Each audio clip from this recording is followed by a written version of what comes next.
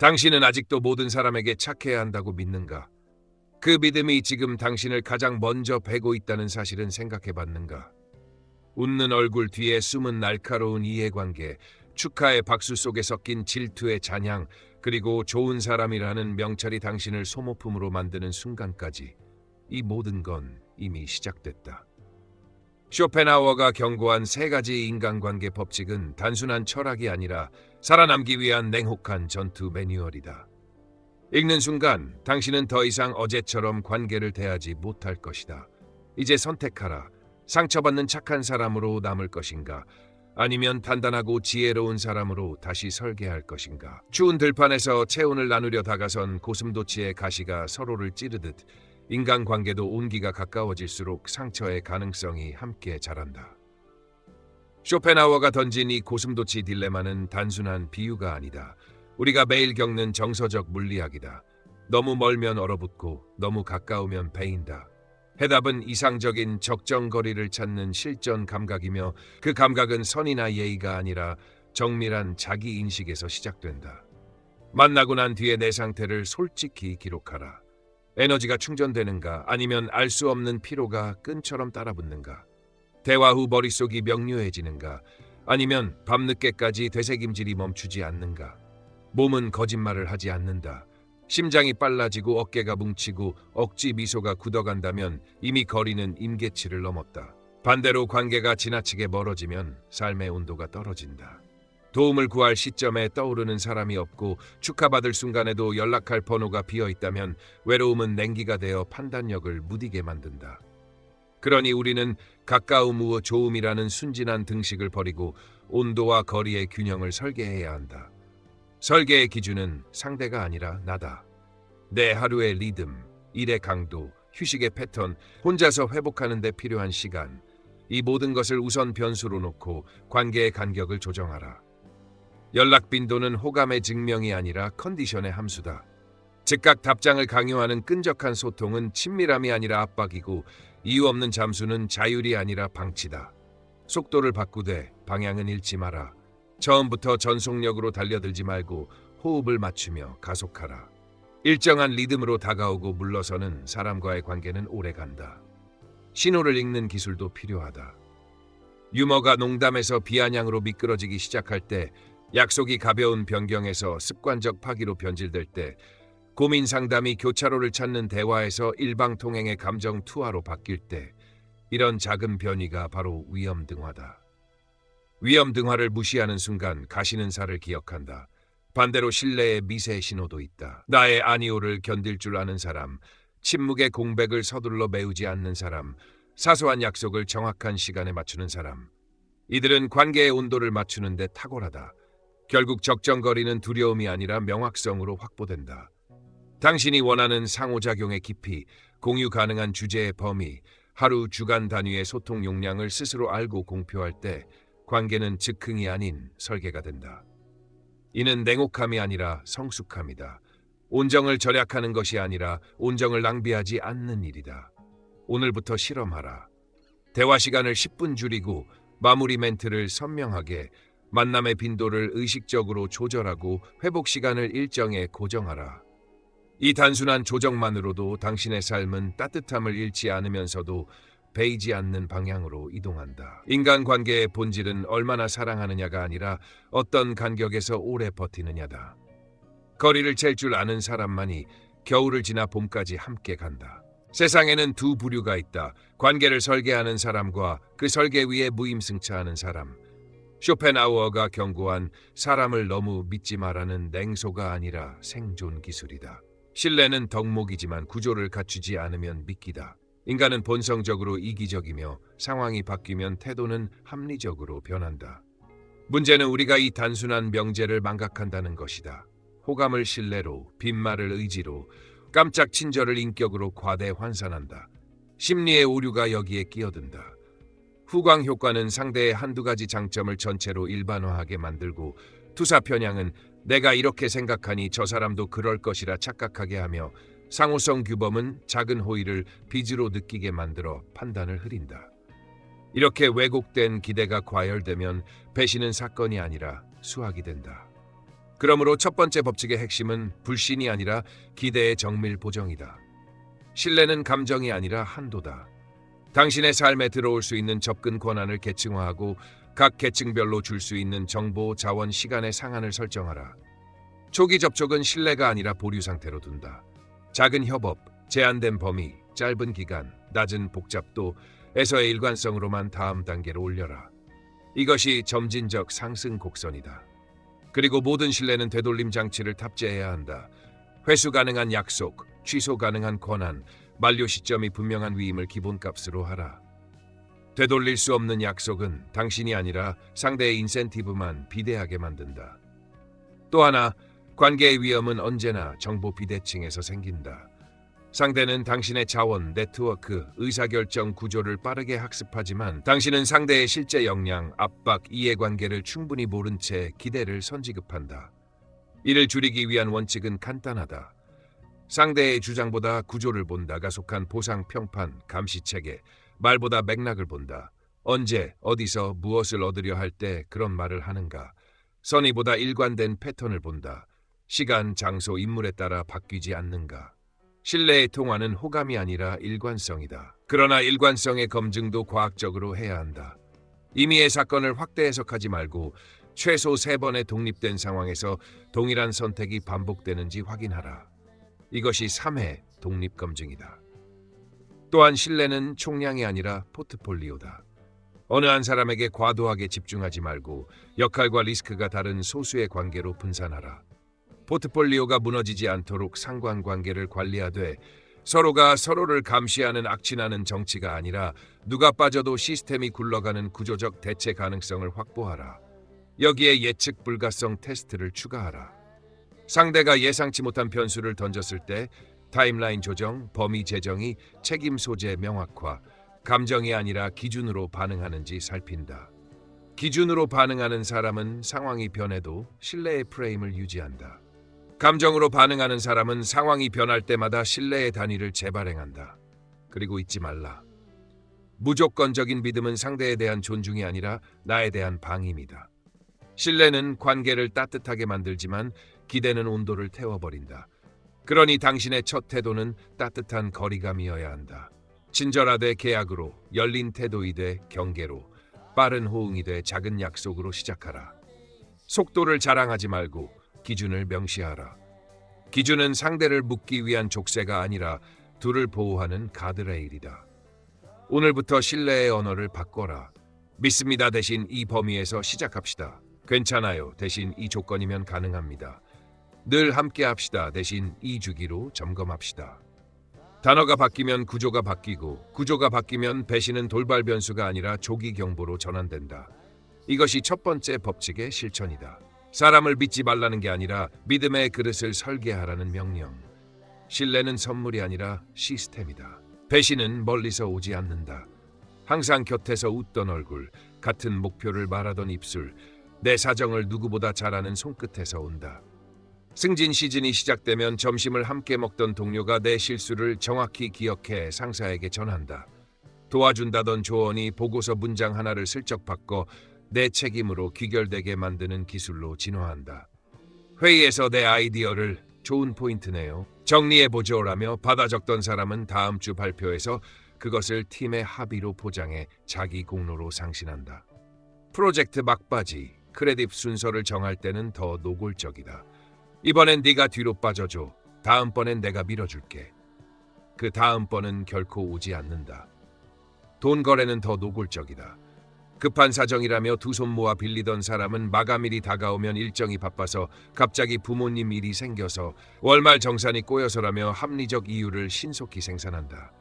반복되는 연기가 쌓이면 태도는 역전된다. 그 정도로 빡빡하게 살 거였으면 애초에 왜 빌려줬어? 미안함은 사라지고 되레 채권자에게 공감 능력을 강요한다. 연락은 끊기고 우연히 마주치면 요즘 정신이 하나도 없었어라는 상투적 면죄부가 던져진다.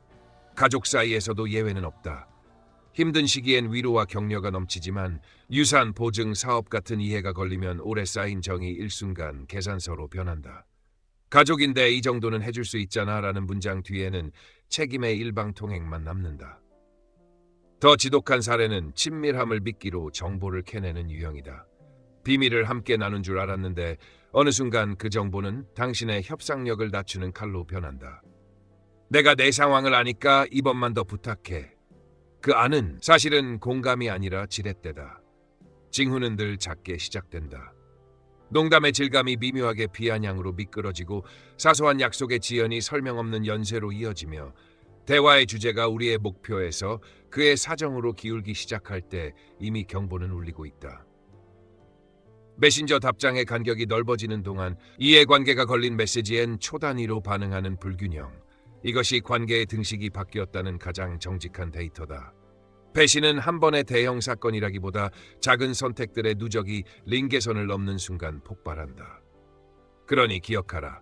상냥한 말보다 기록된 행동, 친한 표정보다 반복된 패턴, 돕겠다는 약속보다 책임이 배분된 결과가 진실을 말한다. 가까운 사람에게서 오는 배신이 더 아픈 이유는 그들이 칼을 쥐고 있어서가 아니라 우리가 스스로 갑옷을 벗고 있었기 때문이다. 이제부터는 정을 의심하라는 뜻이 아니다. 다만 온기와 거리, 호의와 한계, 신뢰와 검증 사이에 얇고 단단한 유리를 세워라. 그 투명한 경계 너머로도 충분히 따뜻할 수 있지만 손을 뻗어도 피가 나지 않는 안전거리는 오직 당신만이 설계할 수 있다. 진짜 친구는 당신이 무너졌을 때 손을 잡아주는 사람이 아니라 당신이 떠오를 때도 표정 하나 흐트러지지 않는 사람이다. 축하의 말 뒤에 붙는 미세한 독침, 운이 좋았네, 요즘 잘 나가더라 한턱, 이 사소한 꼬리는 질투의 자녀다. 그래서 관계의 진단은 불행이 아니라 번영의 순간에 하라. 첫째, 성공 테스트를 적용하라. 좋은 소식을 전했을 때 그들의 언어가 너 중심에서 나 중심으로 미끄러지는지 보라. 근데 내 상황도 알지? 그 프로젝트 원래 내가. 미세 표정이 지연되거나 칭찬이 비교로 전환되면 누구는 더 크게 해냈다더라. 이미 온도는 떨어진 것이다. 둘째, 크레딧 테스트다. 성과가 났을 때 공로 배분을 제한하는 방식이 공정한가? 아니면 다음에 챙겨줄게 같은 무기한 어음으로 대체하는가? 크레딧을 정확히 적는 사람은 관계도 정확히 지킨다. 셋째, 결핍 테스트다. 당신이 여유가 없을 때 그들은 요청의 강도를 줄이는가? 아니면 가까우니까 가능한 부탁이라며 부담을 증액하는가? 진짜 친구는 당신의 한계를 알리고 나서도 관계의 온도를 유지한다. 넷째, 부재 테스트다. 당신이 한동안 연락을 못했을 때 섭섭함보다 컨디션을 먼저 묻는가? 존재 증명을 강요하는 사람은 친밀이 아니라 통제를 원한다. 다섯째, 경계 존중 테스트다. 당신의 아니오를 받아들이는 속도와 태도를 보라. 거절 앞에서 인격이 드러난다. 여섯째, 일관성 테스트다. 다른 청중 앞에서도 같은 태도를 유지하는가, 당신이 없을 때도 같은 말을 하는가. 일곱째, 위험 분담 테스트다. 문제가 생겼을 때 해결에 투입되는 시간 정보 평판을 함께 걸었는가, 아니면 조언만 남기고 거리를 두었는가. 마지막으로 축하의 품질을 기록하라. 진짜 축하는 구체적이고 상대는 당신의 노력을 언급하며 다음 목표를 정렬하는 데 도움을 준다. 가짜 축하는 포장만 화려하고 곧장 욕으로 이어지며 당신을 더 많이 주는 사람으로 재정의한다. 정리하자. 진짜 친구는 당신의 성공을 자신의 위협으로 계산하지 않고 당신의 경계를 자신의 야망으로 침식하지 않으며 당신의 부재를 신뢰의 공백으로 간주한다. 그러니 사람을 고를 때는 눈물이 아니라 박수로 가려내라. 환호의 순간에 남아있는 사람, 그 사람이 당신 편이다. 신뢰는 귀에 들리는 약속이 아니라 눈앞에 축적되는 패턴이다. 말은 상황에 맞춰 무제한 생성 수정 삭제되지만 행동은 시간표와 비용, 책임의 궤적을 남긴다. 그러므로 판단의 초점은 그가 무엇을 말했는가가 아니라 그가 언제, 무엇을, 어떤 대가를 치르며 했는가에 맞춰야 한다. 기준을 분명히 하라. 첫째, 시간에 대한 태도, 마감 전 선제 보고, 변경 사유의 구체성, 반복 지연 시 보정 계획 유무. 둘째, 돈과 자원, 공동 비용을 공정 비율로 부담하는가, 공짜 인프라를 상수로 가정하지 않는가. 셋째, 노력의 질, 눈에 보이는 과잉 퍼포먼스가 아니라 문제의 핵을 찌르는 투입을 선택하는가. 넷째, 위험 분담, 성과가 불확실할 때도 최소한의 리스크를 함께 걸 수 있는가. 다섯째, 일관성, 청중과 맥락이 바뀌어도 태도와 기준을 유지하는가. 이 다섯 축을 통해 말 행동 일치율을 측정하라. 숫자로도 볼 수 있다. 약속 이행률, 기한 내 완료 전체 약속, 사전 고지율, 변경 최소 24시간 전 통지 비율, 자기불이익 감수 기록, 본인에게 손해임에도 원칙을 지킨 사례 수, 공로 배분 정확도, 결과물에서 기여 분배의 투명성, 제3자 앞 동일 행위 빈도, 당신이 없을 때도 동일 기준 적용. 이 지표가 높다면 관계의 뼈대는 단단하다. 반대로 화려한 언사와 이모지, 길게 늘어진 칭찬에도 불구하고 이 수치가 낮다면 당신은 표정에 속고 있는 것이다. 검증 절차도 설계하라. 작은 범위, 짧은 주기, 낮은 복잡도의 파일럿을 먼저 실행하고 그 결과로 다음 범위를 개방한다.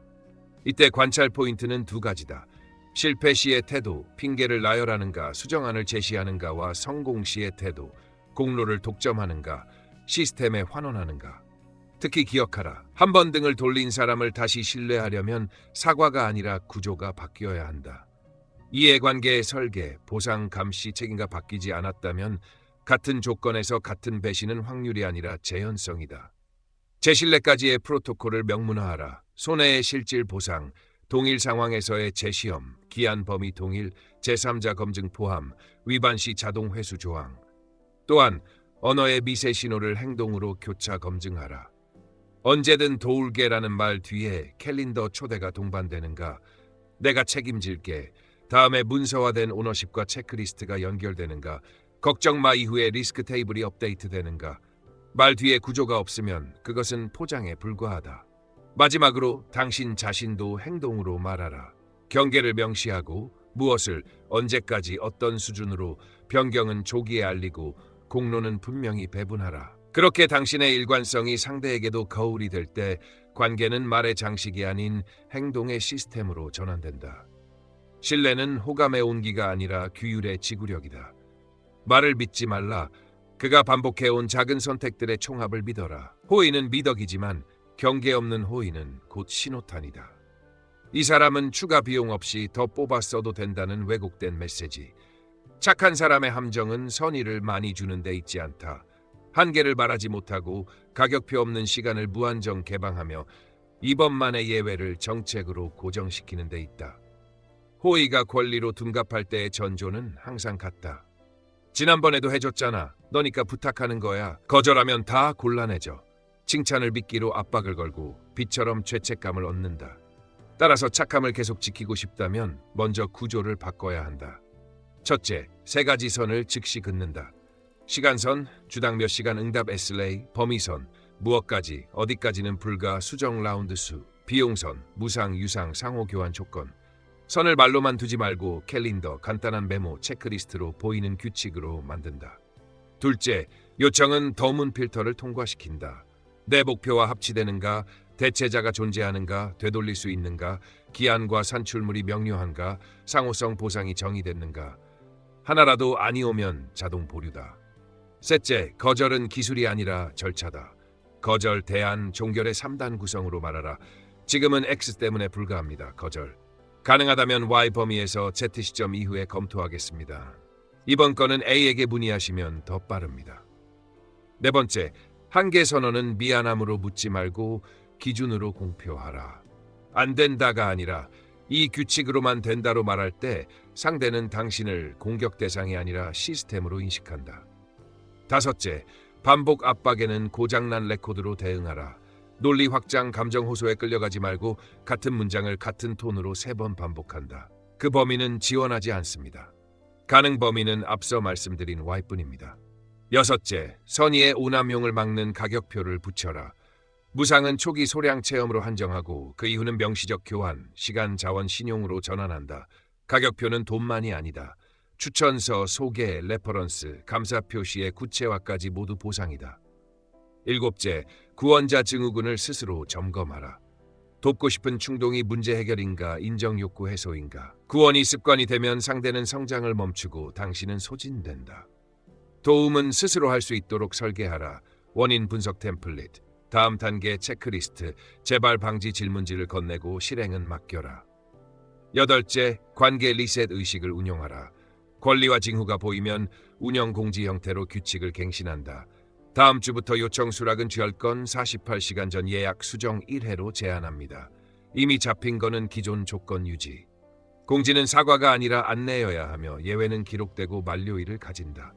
아홉째, 선행 로그를 남겨라. 언제 무엇을 왜 도왔는지, 범위 변경과 결과는 어땠는지, 부담과 보상은 균형이었는지, 데이터가 있어야 죄책감이 아니라 판단으로 결정한다. 열째, 관계의 환금성을 측정하라. 당신의 호의가 상대의 책임, 시간, 비용으로 상호 전환되는가? 일방향으로 흐르면 공급을 줄이고 상호 전환되면 전략적 제휴로 격상한다. 마지막으로 기억하라. 착함은 성품이고 만만함은 신호다. 당신의 선의를 지키고 싶다면 먼저 그것의 그릇을 지켜라.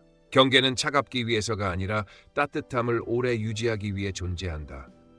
여기까지는 기꺼이, 그 너머는 불가. 이 한 문장을 오늘 당신의 언어에 추가하라. 그 순간부터 호의는 소모품이 아니라 자산이 된다. 무례한 사람과의 논쟁은 이기는 순간에도 진다.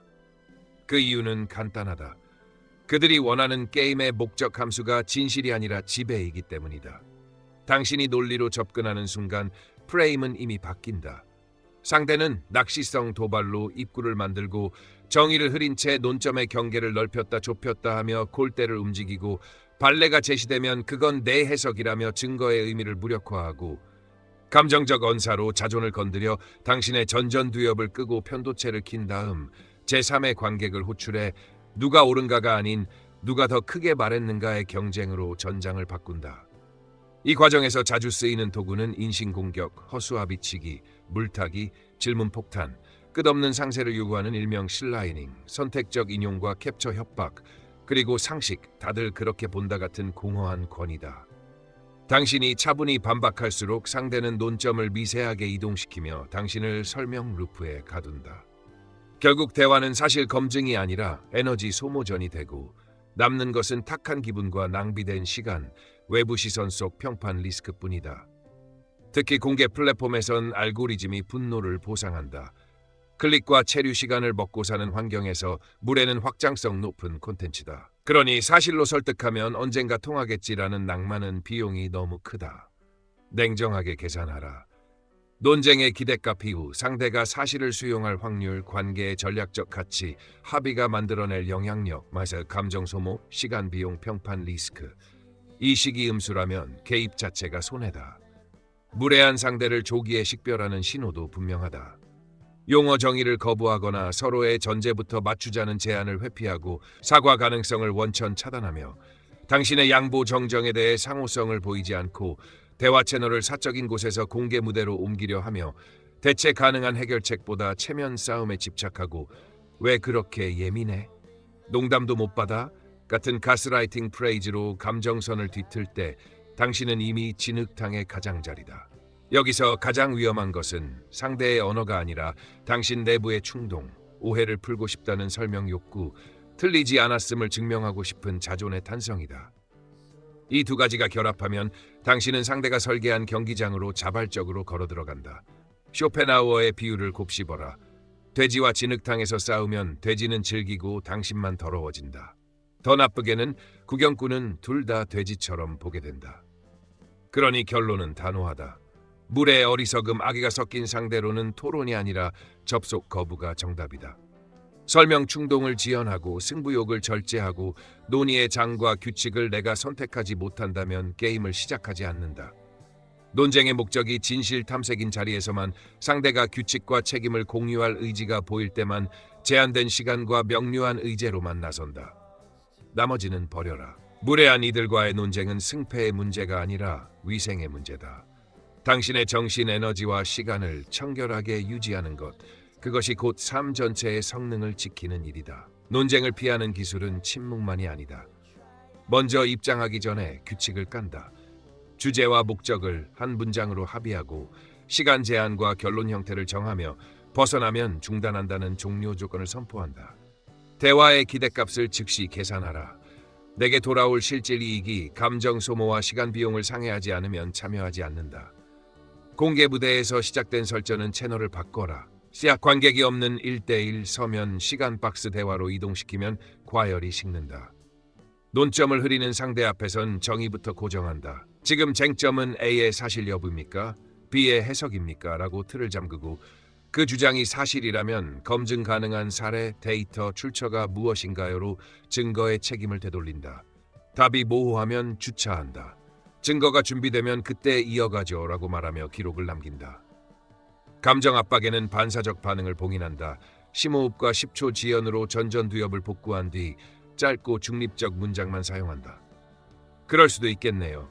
그러나 오늘 목표는 X를 결정하는 것입니다. 도발성 언어는 에너지를 먹는다. 회색 바위처럼 건조하게 대응하고 칭찬, 비난, 농담을 모두 동일 톤으로 통과시켜 보상을 차단한다. 골대 이동이 감지되면 즉시 메타 대화로 전환하라. 방금 C를 얘기하다가 D로 바뀌었습니다. 처음 합의한 범위로 돌아갈까요? 아니면 오늘은 여기서 멈출까요?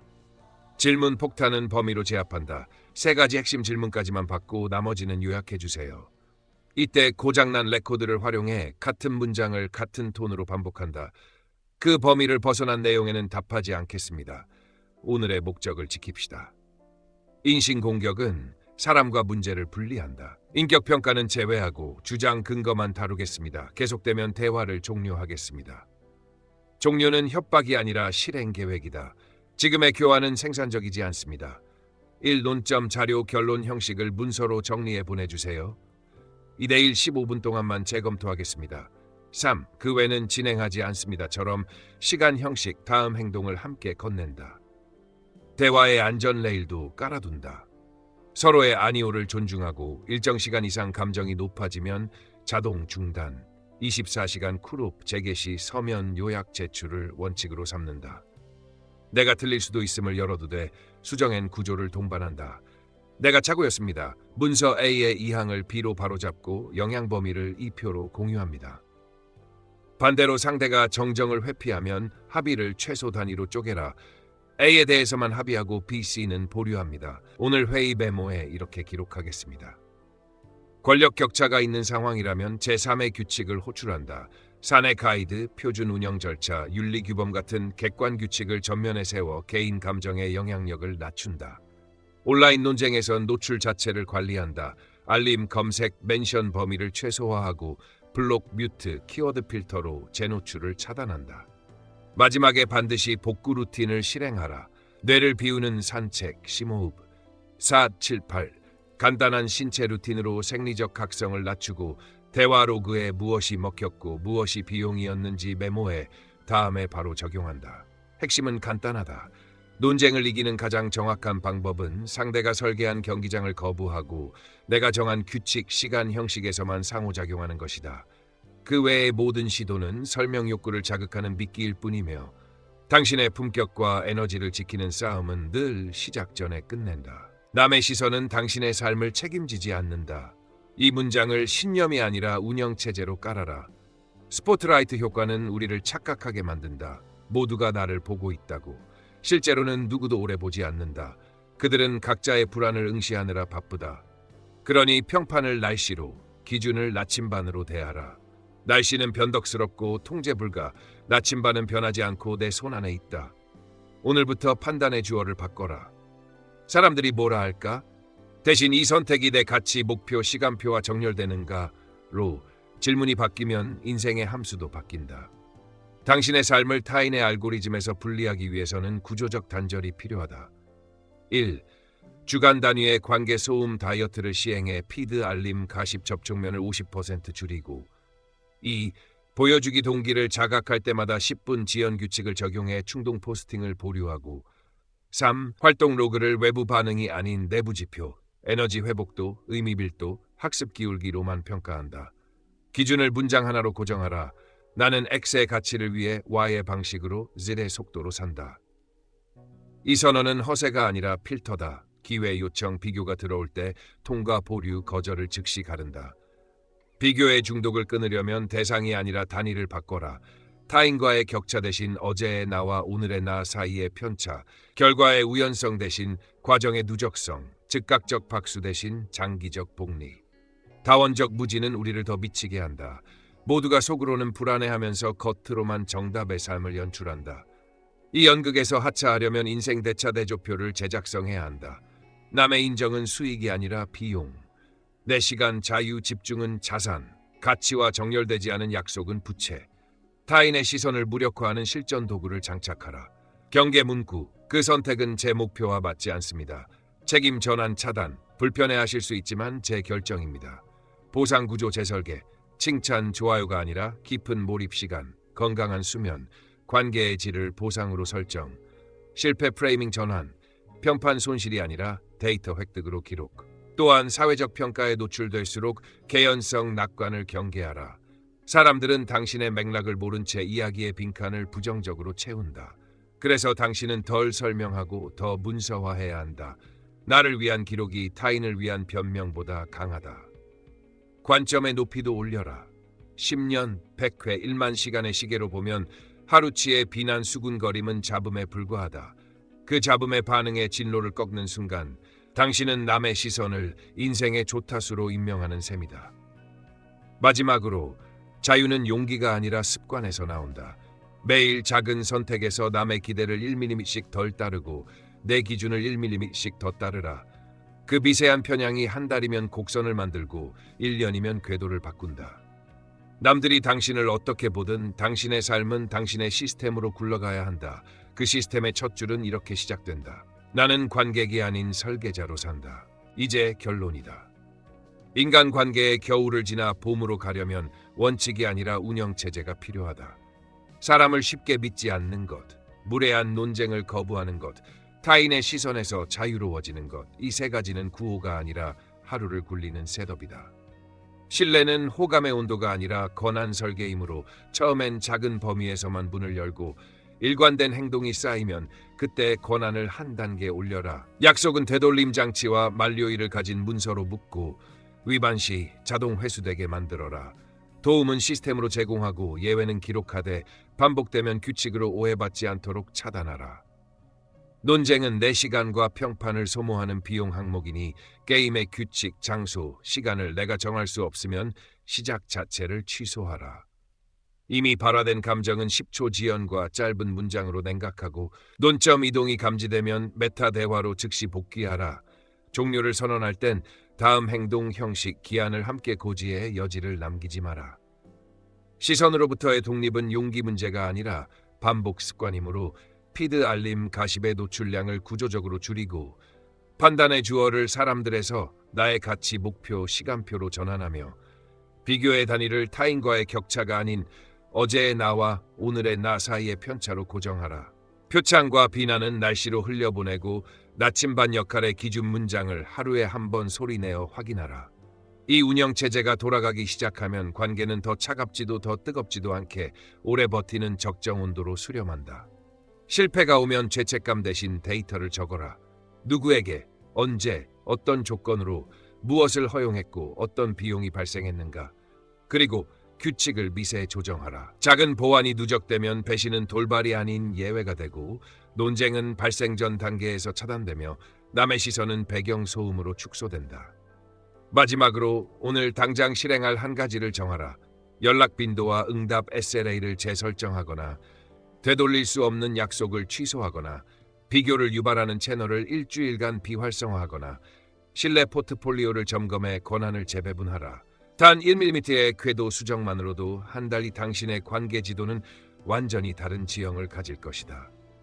인생은 거대한 결단이 아니라 일상의 미세한 설계로 바뀐다.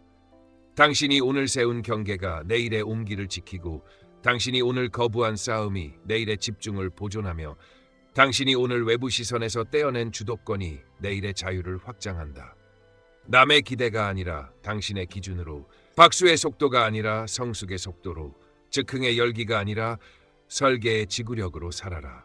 이것이 상처받지 않고 오래가는 인간관계의 최종 공정이며 당신의 삶을 단단하게 만드는 유일한 길이다. 오늘 이야기를 들으며 마음속에 어떤 신호가 켜졌나요? 이제는 관계에 휘둘리지 않고 내 삶의 중심을 내가 잡아야 할 때입니다.